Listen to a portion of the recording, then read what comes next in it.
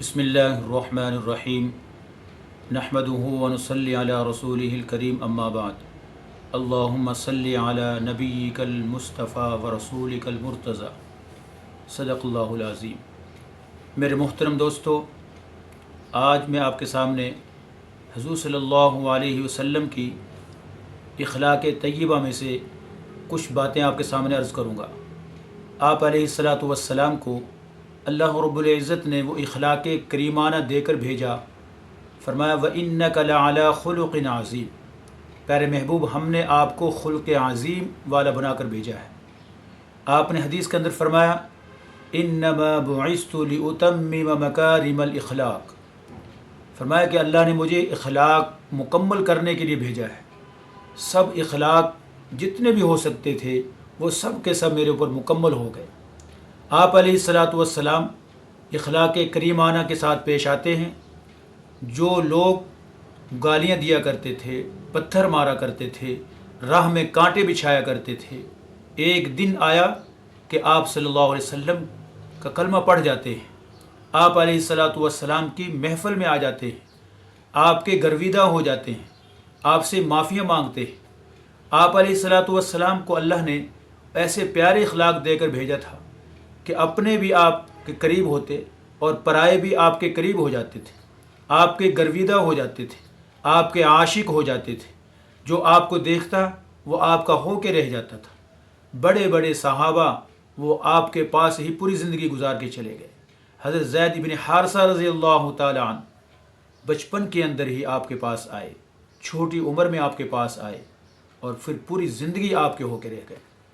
والد، بھائی، چچا وہ آپ کو لینے کے لیے آتے ہیں، ماں کا واسطہ دیتے ہیں، بہنوں کا واسطہ دیتے ہیں کہ ماں بے قرار ہے، بہنیں جدائی کی وجہ سے رو رہی ہیں، چلو اپنی والدہ کو مل کے آ جانا، پھر دوبارہ حضور کے پاس ہی آ جانا، آپ کا نوکر بن کے رہنا، پوری زندگی یہاں گزار سکتے ہو، لیکن ایک مرتبہ زید ہمارے ساتھ چلو، ہم تمہیں لینے کے لیے آئے ہیں۔ لیکن زید قربان جاؤں تیری محبت پہ، حضور کی طرف اشارہ کر کے کہا کہ ابو جان، چچا جان، میں نے آپ صلی اللہ علیہ وسلم کے اندر باپ کی محبت بھی دیکھی ہے، بھائیوں کی محبت بھی دیکھی ہے، ماں سے بھی زیادہ پیار دیکھا ہے، ان کو چھوڑ کے میں کہیں نہیں جا سکتا۔ اگر میں گیا کہیں راستے میں ان کی جدائی میں میری موت واقع نہ ہو جائے اور اس طرح میں دنیا سے نہ چلا جاؤں، لہٰذا ابو جان میں سب کو چھوڑ سکتا ہوں لیکن آقا کو نہیں چھوڑ سکتا۔ میں سب کی جدائی برداشت کر سکتا ہوں لیکن حضور کی جدائی برداشت نہیں کر سکتا۔ یہ آپ کے اخلاق کریمانہ کا ہی نتیجہ تھا کہ وہ آپ کا ہی ہو کے رہ گیا۔ حضرت سہیل رومی روم سے چل کر آیا، سلمان فارس سے چل کر آیا، وہ آپ کا ہی ہو کے رہ گیا۔ حضرت بلال آپ کا ہی ہو کے رہ گیا، پوری زندگی آپ کے ساتھ گزارتا ہے۔ حضرت خباب ابن ارت رضی اللہ تعالیٰ انگاروں پہ لیٹتے ہیں، حضرت عمار ابن یاسر وہ انگاروں پہ لیٹتے ہیں، بڑی بڑی قربانیاں دے رہے ہیں۔ کس کی وجہ سے؟ آقا کی وجہ سے، حضور کی وجہ سے۔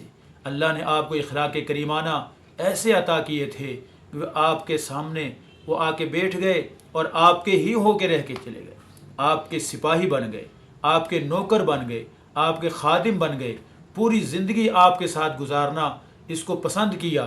ماں باپ چھوٹ گئے، رشتہ دار چھوٹ گئے، کاروبار تجارتیں چھوٹ گئی، رشتہ دار آل اولاد وہ سب کو چھوڑ دیتے ہیں، لیکن اگر نہیں چھوڑتے، کس کو نہیں چھوڑتے؟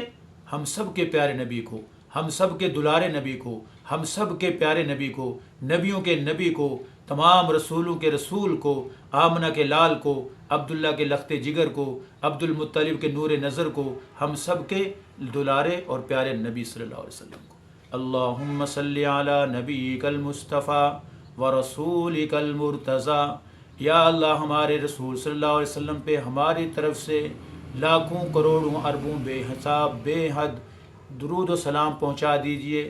ہماری طرف سے حضور صلی اللہ علیہ وسلم کو لاکھوں اربوں خربوں مرتبہ جزائے خیر عطا کر دیجئے۔